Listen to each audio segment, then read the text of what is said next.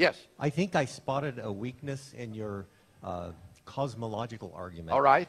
And that's that you have defined infinite as something that can't be counted. And yet, when you try to apply infinite, such as deducting every number after 3, and explaining that as an infinite, that, I mean, these are different infinites that you're talking about. Yes. And they're not really measurable. The only way that you the only way that you could do this is by matching different infinites. I don't think I did define the infinite as something that's not countable. In fact, quite the contrary.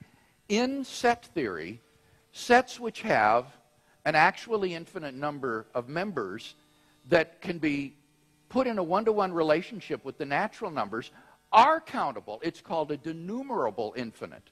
Now, there are infinite quantities that are even bigger than that, and they're called non-denumerable infinites. Those are truly uncountable.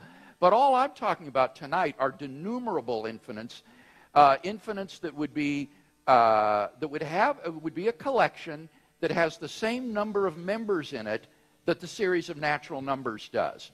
So we don't even need to talk about non-denumerable infinites tonight. I don't think that that even comes into play. So it doesn't seem to me that what I've said tonight depends upon that concept of the infinite that you mentioned. I think that you have a problem with saying that there is a countable infinite and a non-countable infinite, in that there is a countable infinite, but you can't count them. Certainly, I couldn't count it physically. That's right, because I would die before I could count all the natural numbers. But that's just not any part of the argument. The part of the argument had to do with subtracting identical quantities from identical quantities and coming up with non-identical results. And that's why in transfinite arithmetic, the subtraction and division with infinite quantities is prohibited, because you get self-contradictory results. You don't get any sort of consistent answer.